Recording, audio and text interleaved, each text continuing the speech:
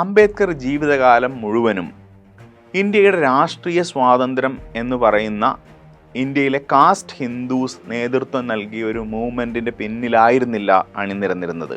ആ സമരം വിജയിക്കുമെന്നും ആ സമരം വിജയിച്ചാൽ സ്ഥാപിതമാകാൻ പോകുന്ന സ്വതന്ത്ര ഇന്ത്യയിൽ മനുഷ്യർക്ക് സാമൂഹ്യ നീതി ഉറപ്പുവരുത്താൻ എന്തു വേണമോ അതിനുവേണ്ടി അന്നു മുതലേ പോരാടിയിരുന്ന മനുഷ്യനാണ് ഡോക്ടർ അംബേദ്കർ.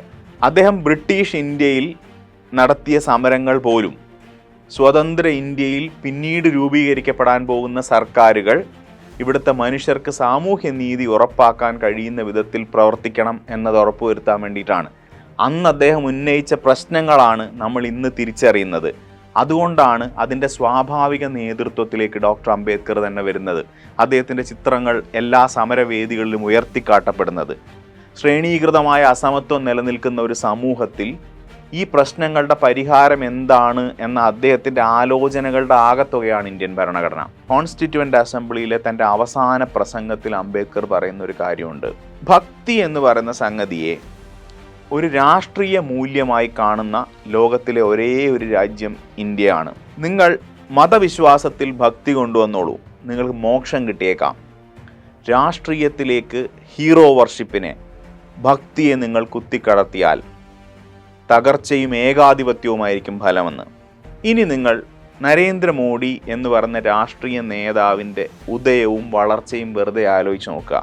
ഒരൊറ്റ വ്യക്തിയിലേക്ക് ഈ രാജ്യത്തിൻ്റെ രാഷ്ട്രീയത്തെ കേന്ദ്രീകരിക്കുക, അദ്ദേഹത്തെ ഒരിക്കലും തെറ്റുപറ്റാത്ത, ഒരിക്കലും ചോദ്യം ചെയ്യപ്പെടാൻ പാടില്ലാത്തൊരു നേതാവായി പ്രതിഷ്ഠിക്കുക എന്ന് പറയുന്ന പ്രവൃത്തി നമ്മൾ ചെയ്തതിൻ്റെ ഫലമാണ് സമരത്തെ തോക്കുകൊണ്ട് നേരിടുന്ന ഒരു സർക്കാർ, സമരം ചെയ്യുന്നവർ മറുപടി അർഹിക്കുന്നില്ല എന്ന് വിശ്വസിക്കുന്ന ഒരു സർക്കാർ, കുറ്റകരമായ മൗനം പാർലമെന്റിൽ പുലർത്തുന്ന ഒരു സർക്കാരും മന്ത്രിസഭയും നമുക്ക് കിട്ടിയത് അംബേദ്കർ 49 പറഞ്ഞ ഒരു അടിസ്ഥാന തത്വം നമ്മൾ ലംഘിച്ചതിൻ്റെ പരിണിത ഫലമാണ്. നിങ്ങളുടെ അമ്മ വീട്ടിൽ നിന്ന് ഇറങ്ങുമ്പോൾ പറയും, മോനെ കുടയെടുത്തിട്ട് പോണേന്ന്. നിങ്ങൾ കുടയെടുക്കാതെ ഇറങ്ങും. മഴയത്ത് നനയുമ്പോൾ നിങ്ങൾ അമ്മേനെ ഓർക്കും. അതുപോലെ 75 കൊല്ലത്തിനപ്പുറം നമ്മൾ അംബേദ്കറെ ഓർക്കുകയാണ്. കാരണം ജനാധിപത്യത്തിൻ്റെ ഈ കൊട കയ്യിൽ കരുതാൻ അദ്ദേഹം നമ്മളോട് അന്നേ പറഞ്ഞിട്ടുണ്ട്. ഇന്ന് നമ്മൾ ആ മഴ നനഞ്ഞു നിൽക്കേണ്ടി വരുമ്പോൾ വേറൊരു നേതാവിനെയും നമ്മൾ ഓർക്കാനിടയില്ല. കാരണം വേറെ ആരും ഇതിനെപ്പറ്റി നമുക്കൊരു മുന്നറിയിപ്പ് തന്നിട്ടില്ല എന്നതുകൊണ്ട് തന്നെയാണത്. അന്നേരം തിരിച്ചു പോയി ആ മനുഷ്യനെ തന്നെ കൂടെ കൂട്ടുക എന്നുള്ളതല്ലാതെ മറ്റൊരു മാർഗവും നമ്മുടെ മുമ്പിലില്ല എന്നുള്ളതാണ്.